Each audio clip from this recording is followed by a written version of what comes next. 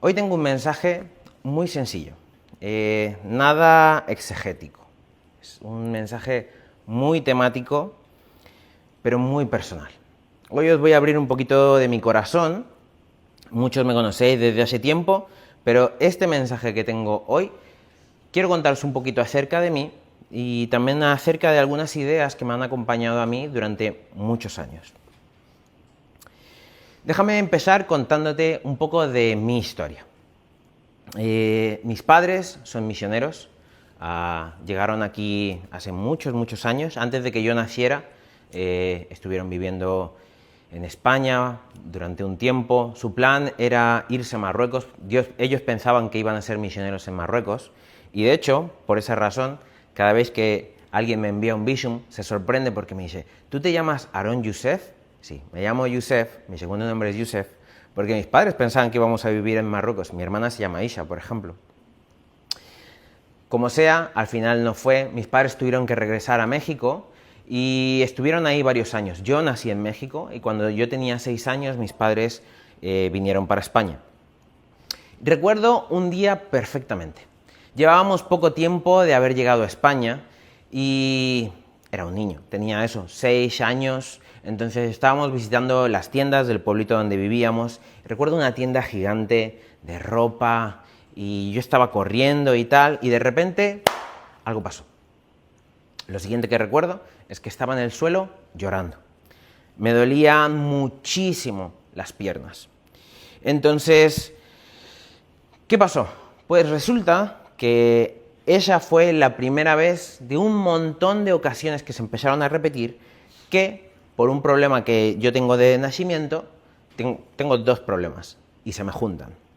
Yo tengo el pie cabo, que significa que a la hora es lo opuesto al pie plano. El pie plano no tiene curva, pues yo tengo mucha curva. El problema de tener mucho arco o mucha curva es que tienes poco apoyo. Digamos que tienes menos anclaje al suelo. Y el otro problema que se me junta es que yo tengo la rótula de las 2 rodillas, las rótulas más bien, un poco mal colocadas. Entonces, eso es un cóctel molotov para que cada 2x3 yo pierda el equilibrio y me caiga. Pero cuando me caigo, no solamente me caigo porque soy patoso, que lo soy, sino que además la rótula se desencaja. Entonces, es un dolor bastante desagradable. Y eso me comenzó a pasar con 6 años y a los 6 años, de 6 a 8, empiezas con ese estirón, luego de los 8 a los 12 ya un poco más adolescente y cada vez empezaba a ocurrir más. Pasó de pasar una vez a la semana a un par de veces al día. Ya la situación era bastante insostenible. Hasta que, hablando con doctores y tal, me dijeron: Aaron, tenemos una solución, te vamos a operar. Con 12 años me operaron y para mí eso fue la solución. Sin embargo, empecé a vivir otros tipos de situaciones igualmente surrealistas para mí. En nuestra casa había que subir 30 escalones. Los recuerdo perfectamente, todos los escalones. Cuando me operaron, decidieron operarme las 2 rodillas. Yo tenía 12 años cuando me operaron. Entonces pasé 3-4 meses en silla de ruedas y durante 3 o 4 meses tuvimos que lidiar con bajar 30 escalones y subir 30 escalones prácticamente a diario. Yo tenía que ir al instituto, entonces era obligado. Cuando terminó la época de la silla de ruedas, yo pensé que ya habían terminado los momentos raros, pero nada que ver. Luego comenzó los meses en muletas. Otras situaciones surrealistas. Y cuando terminaron los momentos de las muletas, yo dije: buah, ya el doctor me da el alta, puedo caminar, todo bien. Nada bien. En el momento en el que sales y te das cuenta que ya no tienes un apoyo, ya no tienes ni unas muletas, ni una silla de ruedas, el equilibrio sigue siendo igual de malo porque eso viene por defecto, bajar ciertos escalones era todo un reto. Recuerdo un escalón cerca de mi casa que alguna vez llegué, lo miré y estuve 5 minutos mirando el escalón, diciendo: bajo, no bajo, bajo, no bajo, no bajo. Al final no lo bajé. Con el tiempo mejoré, gracias a Dios, pero mi problema reapareció. Entonces, a día de hoy, estoy igual que antes. Y yo siempre pensé que de esta enfermedad, de esta situación que yo tengo, sacaría algo bueno. Y sigo esperando. Es broma. Lo único bueno es que he sacado de esta enfermedad es que a veces en los aeropuertos me dejan ir en el cochecito. No, en realidad sí que he sacado algunas ideas que considero que no solamente son buenas, sino que son importantes. Y son estas ideas las que te quiero compartir hoy. La primera idea que te quiero compartir hoy es cómo conciliamos la enfermedad con Dios y el cristianismo. Hace algunas semanas hablamos acerca del sufrimiento. Si te interesa verlo, está en YouTube y ahí hay muchas de las bases de las que voy a partir, ¿vale? En esa predicación de hace 2 semanas hablábamos de que el sufrimiento es horrible, pero lamentablemente el sufrimiento es consecuencia de la libertad que nosotros hemos decidido tener. Por culpa de que nosotros decidimos ser nuestros propios dioses, decidimos rechazar a Dios, el sufrimiento llega de causa natural. ¿Por qué? Porque todos nosotros nos oprimimos y yo, con tal de sentirme bien y de no perder mis recursos, mi dinero, mi tiempo, oprimo a los demás. Entonces, cuando la gente dice, bueno, es que Dios no existe porque hay guerras en el mundo, porque hay hambre y todas estas cuestiones, realmente es una forma boba de culpar a Dios, porque si miras al fondo del problema siempre está el ser humano. Sin embargo, la enfermedad tiene un matiz un poco diferente. Nadie es en sí culpable de la enfermedad de otro. Timothy Keller, en uno de sus libros del sufrimiento, él está hablando de la enfermedad que pasó a su esposa, dice: Katy y yo estamos convencidos de que el sufrimiento es una de las principales razones por la que la gente cree y no cree en Dios. Por lo que algunos creen y otros decrecen en carácter, y por las que Dios se hace menos real para algunos y más real para otros. La realidad es que el sufrimiento siempre hace que la gente se divida, y esto es real. Y en concreto, que hoy estamos hablando de la enfermedad es sin duda una de las situaciones de sufrimiento que más tocan a las personas y que hace abandonar más la fe a muchos y hace que otros encuentren a Dios. Pero, como decía antes, es muy fácil que culpemos a Dios acerca de el hambre en el mundo, las guerras. Pero ¿qué pasa con la enfermedad? La enfermedad no tiene una respuesta tan fácil, pero si vamos a Génesis, podemos ahondar un poquito más de dónde viene todo esto. No hace falta que lo busques, pero en Génesis 3, capítulo 3, versículos 4 al 7, dice: no morirán, está hablando la serpiente. Respondió la serpiente a la mujer: Dios sabe que en cuanto coman del fruto se les abrirá los ojos y serán como Dios, con el conocimiento del bien y del mal. La mujer quedó convencida, vio que el árbol era hermoso y su fruto parecía delicioso, y quiso la sabiduría que le daría. Así que tomó del fruto, lo comió y después le dio a su esposo que estaba con ella, y también él comió. En ese momento se le abrieron los ojos y de pronto sintieron vergüenza por su desnudez. Entonces cosieron unas hojas de higuera para cubrirse. Más adelante, en el versículo 16, luego le dijo a la mujer, está hablando Dios: haré más agudo el dolor de tu embarazo, y con dolor darás a luz, y desearás controlar a tu marido, pero él gobernará sobre ti. Y el hombre le dijo: dado que hiciste caso a tu esposa y comiste del fruto del árbol del que te ordené que no comieras, la tierra es maldita por tu culpa. Te producirá espinos y cardos, aunque comerás de sus granos. Con el sudor de tu frente obtendrás alimento para comer hasta que vuelva a la tierra a la que fuiste formado, pues fuiste hecho polvo y al polvo volverás. Hay toda una teología acerca de qué implica la caída. Y de hecho, cuando normalmente se habla de que en Génesis el hombre cayó, a veces tenemos como la imagen de que, nos caímos. Pero no, eso no es lo que quiere decir la caída. De hecho, el texto lo dice claramente. Porque el hombre deseó ser Dios intentó subir un puesto, cayó porque perdió todos los privilegios que había en la presencia de Dios. En ese jardín que no sabemos muy bien cómo era, podemos presuponer que no habría dolor de parto, que trabajar la tierra no implicaría ni dolor ni sufrimiento. Entonces, al intentar ser Dios, no solamente nos convertimos en personas que nos oprimimos los unos a los otros, sino que al mismo tiempo abandonamos ese lugar donde no existía enfermedad, donde no existía cansancio, donde no existía dolor. Fue por elección propia. Y algunos pensarán, bueno, pero eso fue lo que decidió Adán y Eva en su momento. ¿A mí qué?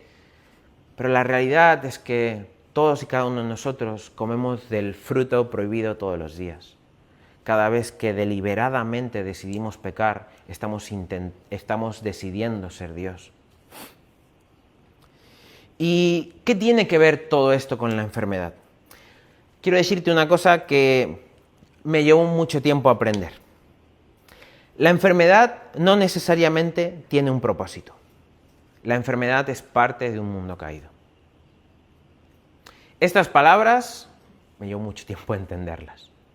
En la iglesia, cuando alguien está enfermo, de buena manera, y ahora ahondaremos un poco en esto, decimos, amigo, hermano, Dios tiene un propósito con esto. Lo cual es cierto en un sentido, pero eso hablaremos más adelante. La realidad es que vivimos en un mundo maldito. Vivimos en un mundo que porque es caído, y no solamente cayó el ser humano, sino que cayó la tierra, hay hambre, hay enfermedad, hay desastres naturales. Ese no es el mundo que Dios tenía pensado, es el mundo caído. En ese mundo caído nacen personas con enfermedades. Y hay enfermedades psicológicas, hay enfermedades físicas, y hay un rango gigante de enfermedades. Entonces en la iglesia a veces queremos verle una cosa práctica a todo cuando la respuesta a veces es, te tocó, tuviste la mala suerte de que te tocara una enfermedad. Yo tuve la mala suerte de que me tocara una enfermedad. Y cada uno de vosotros, y lo sé perfectamente, habéis lidiado con algo o con algún familiar que padece de algo. Y a veces es normal frustrarnos y preguntarle a Dios, ¿por qué? Y creo que muchas veces la respuesta que en verdad necesitamos es que es el mundo donde vivimos. No, Dios no puede meter su mano y simplemente sanar a los cristianos, porque entonces la gente se haría cristiana por un propio beneficio de salud, económico y de prosperidad. No, esa no es la realidad donde vivimos. Creo que podemos sacar un valor de la enfermedad y de llegar a descubrir un propósito, sí. Pero antes de eso tenemos que entender que hay una condición en el mundo y que nosotros somos víctimas de un mundo caído. La segunda idea que te quiero comunicar es que la enfermedad es un camino de dependencia. Cuando el ser humano peca, come del fruto, es por su búsqueda deliberada de convertirse en Dios, lo hemos dicho antes. Sin embargo, Dios, el verdadero Dios, busca hacer una colaboración con su creación, con nosotros, como el ser humano. Dios nos crea para que trabajemos juntos. Es precioso, Dios no te necesita, pero Dios te crea porque quiere colaborar. Y tanto quiere colaborar que crea un mundo perfecto para que tú lo trabajes y tú traigas la gloria de Dios por medio de lo que tú haces. Eso es precioso. Te lo voy a repetir una vez más. Dios te ha traído para que tú traigas su gloria al mundo por medio de lo que tú haces, por medio de quién tú eres. Dios te creó para colaborar con Él. Sin embargo, nosotros preferimos ser nuestros propios jefes. Dejamos a Dios a un lado. Nosotros no queremos colaborar con Dios. En este sentido, lidiamos con la enfermedad, lidiamos con la debilidad y nos encontramos solos, desprotegidos y sumamente dependientes. Ojo, esto no es el deseo de Dios. Dios no desea que nos encontremos mal. Dios no desea que estemos en sufrimiento. Esto es una consecuencia, ya lo hemos hablado antes. Pero la enfermedad, lamentablemente, nos ayuda a recordar que necesitamos colaborar con Dios. Es una pena. No es el camino que Dios quería, pero es lamentablemente la opción con la que recordamos que cada vez que yo estoy enfermo, primero necesito de una comunidad. Cuando alguien enfermo, y esto es sociología básica, se enferma y su comunidad lo abandona, esa persona no va a durar. Esa persona va a morir. En cambio, cuando alguien en una comunidad se enferma y la comunidad se encarga de cuidarlo, sabemos que las posibilidades de que esta persona sobreviva y mejore son altísimas. Nosotros, con la enfermedad que todos nosotros lidiamos o lidiaremos en algún momento, primero tenemos que recordar que necesitamos a la comunidad. Pero la comunidad no es suficiente. Necesitamos al colaborador eterno. Necesitamos a la persona que quiere trabajar con nosotros. La autosuficiencia no existe. En este mundo necesitamos comunidad con el ser humano y con Dios. Esta es la única forma en la que podemos lidiar con los horrores y el dolor de la enfermedad.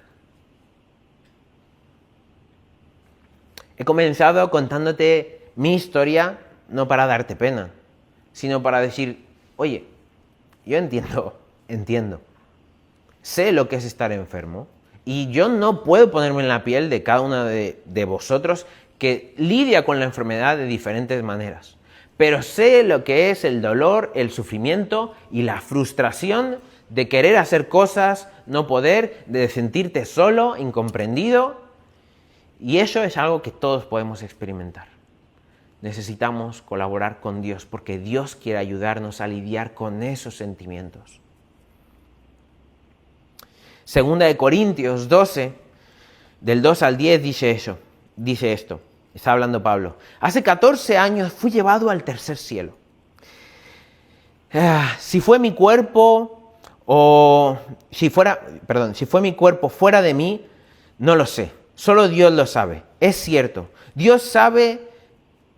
Solo Dios sabe si estaba yo en mi cuerpo o fuera de mi cuerpo, pero sé que fui llevado al paraíso, al jardín. Esa es la palabra que está utilizando Pablo, al jardín. Y oí cosas tan increíbles que no pueden expresarse con palabras, cosas que ningún humano se le permite contar. De esas experiencias vale la pena jactarse, pero no voy a hacerlo. Solo me jactaré de mis debilidades. Si quisiera jactarme, no sería ningún necio al hacerlo, porque estaría diciendo la verdad. Pero no lo haré, porque no quiero que nadie me atribuya méritos más allá de lo que pueda verse en mi vida o oírse en mi mensaje. Aun cuando he recibido de Dios tan maravillosas revelaciones, y por esto, para impedir que me volviese orgulloso, se me dio una espina en mi carne, un mensajero de Satanás para atormentarme e impedirme que me volviera orgulloso. En 3 ocasiones distintas le supliqué al Señor que me la quitara. Cada vez Él me dijo, mi gracia es todo lo que necesitas. Mi poder actúa mejor en la debilidad. Así que ahora me alegra jactarme en mis debilidades, para que el poder de Cristo pueda actuar a través de mí. Es por esto que me deleito en mis debilidades y en los insultos, en privaciones, persecuciones y dificultades que sufro por Cristo. Pues cuando soy débil, entonces soy fuerte. Aquí Pablo le está contando a los corintios, que hace un par de semanas hablamos de ellos también, que es una iglesia que abusó mucho de Pablo, se pasaron con Pablo, no lo trataron bien, y Pablo les está diciendo, mira, Dios me llevó al tercer cielo, está hablando figuradamente, ¿vale? Al paraíso. No sabemos a dónde fue Pablo, pero entendemos que Pablo vio el cielo, que volvió al jardín, a ese lugar donde no existe dolor, donde no existe llanto. Y Pablo dice, yo podría presumiros a todos vosotros esto, pero Dios ha puesto un aguijón. Voy a ser claro, los teólogos no saben a qué se refiere. Ahora, hay dos ideas a las que se puede referir Pablo. Se puede referir a que Pablo tiene un pecado que es incapaz de abandonar o a que Pablo tiene una enfermedad. Es una de las dos. Sea cual sea de las dos, me encanta. Porque primero vemos al gran apóstol Pablo diciendo, no soy capaz de abandonar un pecado. O al gran apóstol Pablo diciendo, tengo una enfermedad que por mucho que ore, Dios no me la quita. Da igual que es lo que esté intentando decir Pablo. Las dos ideas son brutales.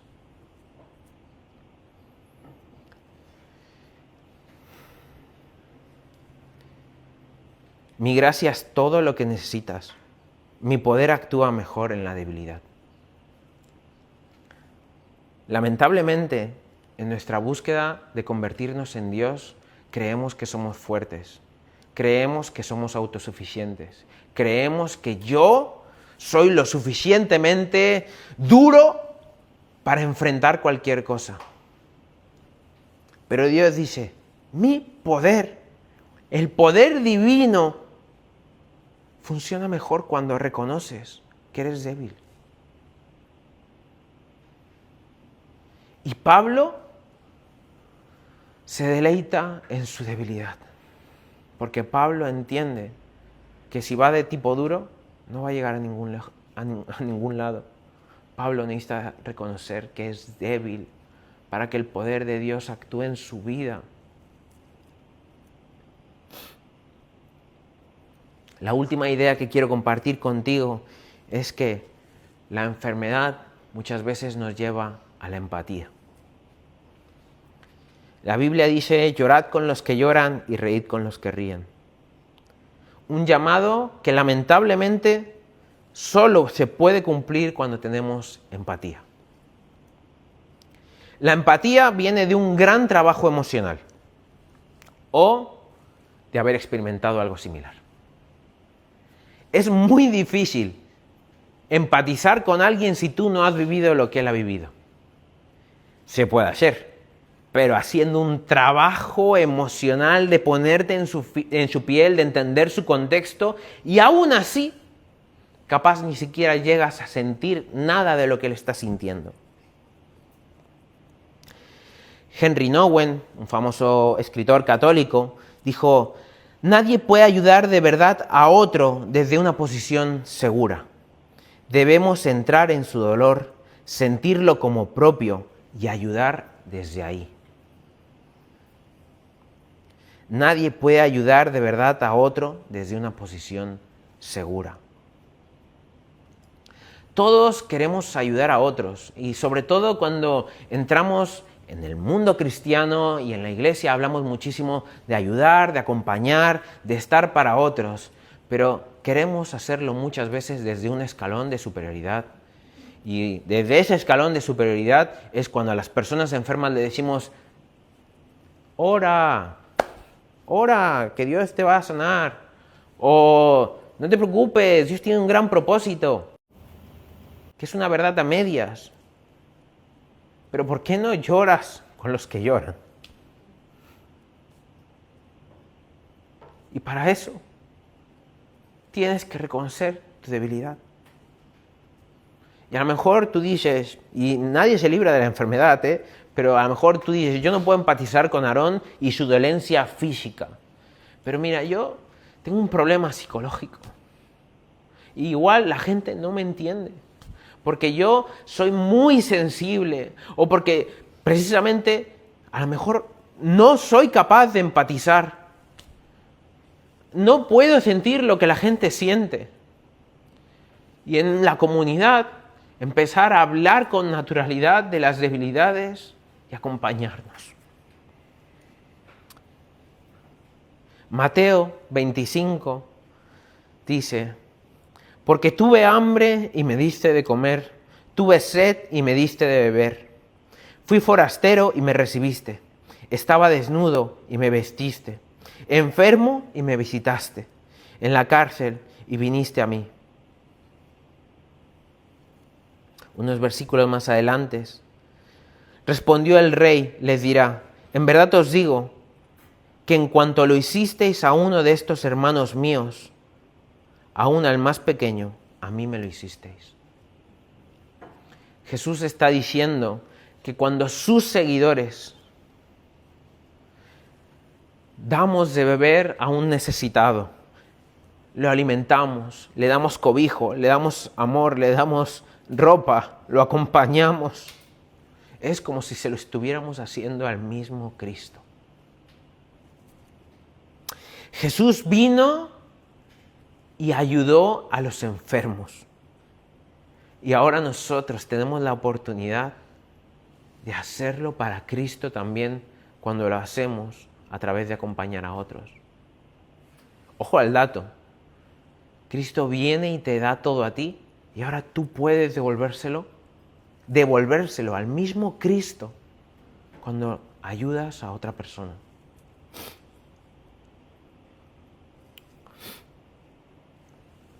Estas ideas me ha costado mucho llegar a ellas. Me han costado muchos años de procesar frustraciones, de lidiar con malas teologías. Y hoy te las comparto porque estas ideas a día de hoy me acompañan y son ideas que me mantienen. No son la solución a la enfermedad, ni a la frustración.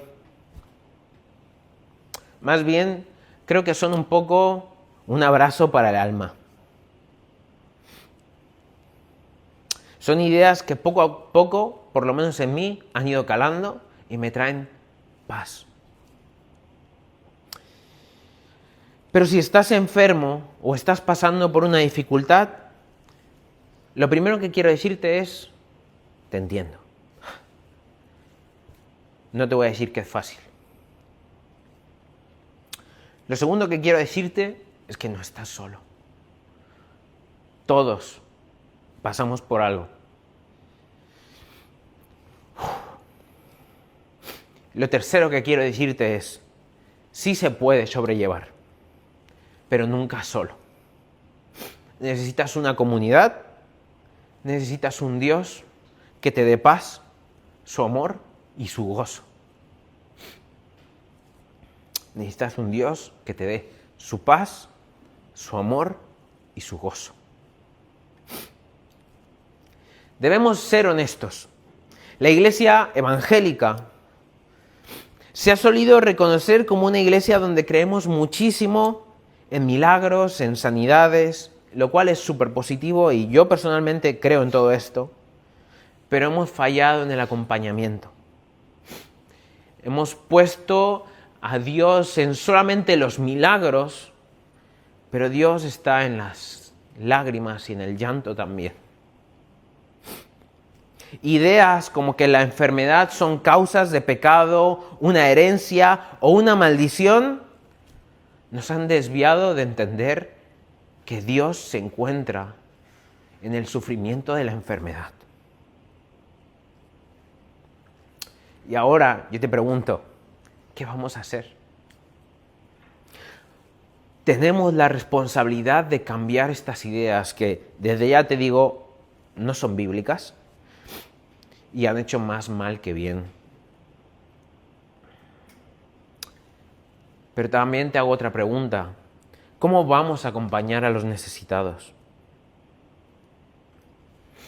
¿Cómo vamos a acompañar a las personas que están enfermas? Hoy tengo un desafío para ti. Y sinceramente es un buen reto. Quiero animarte a que si conoces a alguien que está enfermo o pasando por una enfermedad, que cuando Dios lo ponga en tu corazón, te puedas acercar a Él y puedas orar para que Dios lo sane. Que tengas tal nivel de fe que puedas decir, Dios, si es tu voluntad, sana a esta persona. Pero el reto no termina ahí. Porque si no ocurre nada, entonces tienes el reto de dejarte ser usado por Dios en acompañar, amar, servir a esta persona enferma y en necesidad. Te estoy animando a que sí, creas en un Dios que tiene poder para sanar. Pero si no ocurre, Dios no deja de ser Dios. Y al contrario, es una oportunidad para que tú muestres a Dios por medio de llorar con los que lloran. Quiero cerrar simplemente leyendo unos versículos del Salmo 34. El Señor oye a los suyos cuando claman a Él por ayuda. Lo rescatará de todas sus dificultades. El Señor está cerca de los que tienen quebrantado el corazón. Él rescata a los de espíritu destrozado.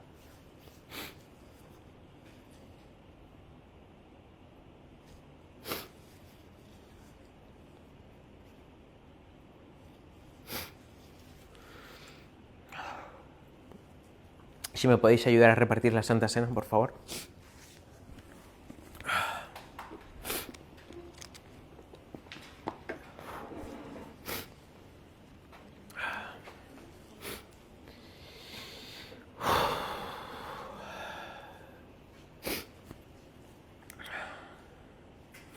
En el libro de Marcos dice, gracias. Mientras comían, Jesús tomó el pan, lo bendijo, lo partió y les dio diciendo, tomad, este es mi cuerpo. Después tomó la copa y habiendo dado gracias, se la dio también. Y bebieron de ella todos. Y les dijo, esta es mi sangre del nuevo pacto que por muchos es derramada. Os aseguro que no beberé más del fruto de la vid hasta el día aquel en que lo beba de nuevo en el reino de Dios. Gracias, Majo.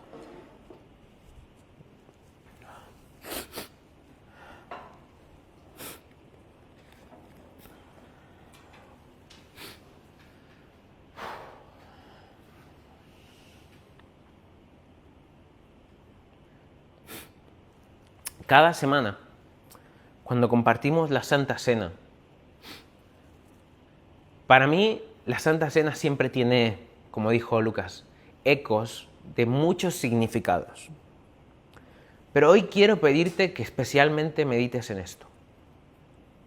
Esto es un símbolo, pero no es un símbolo cualquiera. Es el símbolo de un cuerpo roto. Un cuerpo que decidió abrazar el dolor para traer vida a personas que no la merecíamos. ¿Puede haber un mejor símil de lo que es acompañar a alguien enfermo que romperse a un nivel que lo das todo para empatizar y traer sanidad? La Santa Cena es el símbolo por excelencia de un Dios que decidió empatizar al máximo por amor.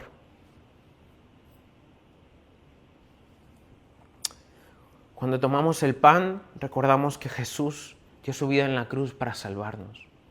Y cuando tomamos el vino, recordamos que algún día, como hablamos hace un par de semanas, algún día Jesús va a regresar y cuando regrese, no importa qué tanto hayamos sufrido, lo que vamos a experimentar allí vale la pena. Lo hablamos hace un par de semanas y la verdad es que a mí me caló.